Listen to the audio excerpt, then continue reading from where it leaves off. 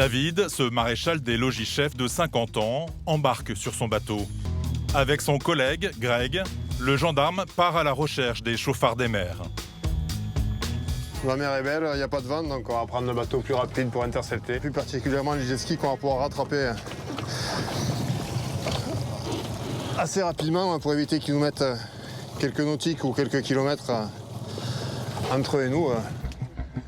Dans la ligne de mire de David, les jet skis. Au guidon de ces machines capables de foncer à plus de 80 km/h, certains font n'importe quoi. Or justement... Ouais, donc c'est celui qu'on a au large, là, hein, le jet là, qui naviguait dans les 300. Ce scooter des mers vient d'être intercepté par une autre patrouille dans une zone réservée aux baigneurs. C'est un touriste français.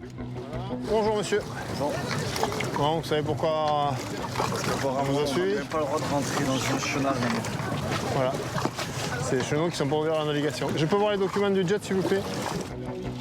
Sur mer, comme sur la route, il y a des règles. Mais vacances obligent, certains estivants se croient à l'abri des sanctions. Si on rentre dans la bande des 300 mètres, moi je veux bien verbaliser, mais là, attendez monsieur, je suis dans le chenard.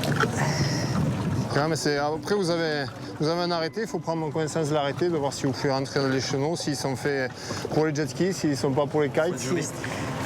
Non, chaque année, il faut prendre l'arrêté. David reste pédagogue. Alors pour ce premier contrôle, pas de PV. Le touriste s'en sort bien. Donc cette fois-ci, c'est gratuit, c'est de l'information.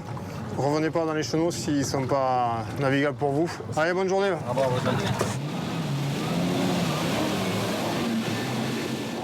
C'était aujourd'hui une petite information qui, la prochaine fois, se transformera en une contravention si monsieur revient dans les chenaux et ne respecte pas les consignes qu'on lui a données. Le souci, c'est qu'en plein été, il y a une autre infraction très répandue, avec laquelle David ne plaisante pas. Ces deux jeunes vacanciers vont la prendre à leurs dépens. Le permis, vous l'avez où? Comment? Le permis, vous l'avez où? À la voiture, à la maison? J'ai pas de permis, moi. C'est en fait, on l'a prêté, je savais même pas qu'il fallait un permis. C'est la première fois qu'on en fait. Et...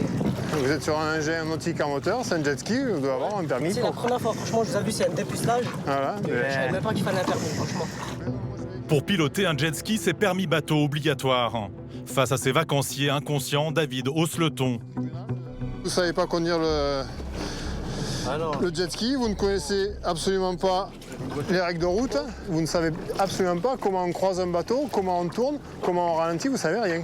Ben si, C'est quoi, il est où le frein? là, et là, la gâchette. Là, D'accord, donc la gâchette c'est l'accélérateur.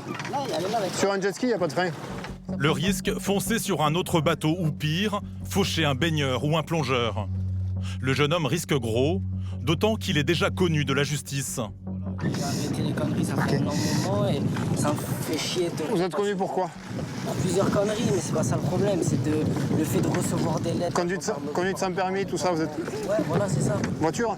Ouais, mais il y a longtemps, mais j'étais majeur déjà. D'accord. Le tribunal, c'est lui qui statuera si vous poursuit ou pas. Pas forcément, ils vont me poursuivre. Il peut vous... Ça dépend. Si vous n'êtes pas connu au milieu du nautisme, il peut ne pas vous poursuivre. Il peut classer sans suite, il peut vous donner un rappel à la loi, il peut vous donner une amende. Défaut de permis, c'est jusqu'à 1 500 € d'amende. Le jeune chauffard se dit qu'il aurait mieux fait d'échapper au contrôle. Refus d'obtempérer. Oui. Je pars au large, je pars au large, je pars au large. Vous pouvez nous dépasser, mais je pense qu'au bout de... Et on est sur l'océan. Au bout de 10 minutes, Carré où? tu vas avoir les bras comme ça, Ouais, mais je les ai déjà. le dos, tu vas avoir mal, nous on n'aura pas mal, hein. Nous on va te suivre. Ouais, c'est ça.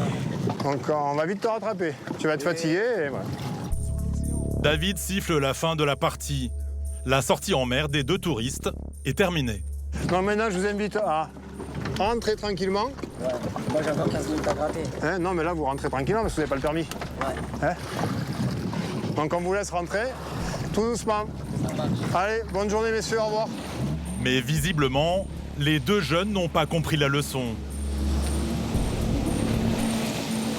Donc là il va rentrer au port, mais je pense qu'il n'a pas adapté sa vitesse, il n'a pas bien compris le message. Il rentre précipitamment, alors que j'avais dit de rentrer tranquillement, mais il faut qu'il rentre, et moi je peux pas laisser ce jet ski au milieu de la mer comme ça. Donc voilà.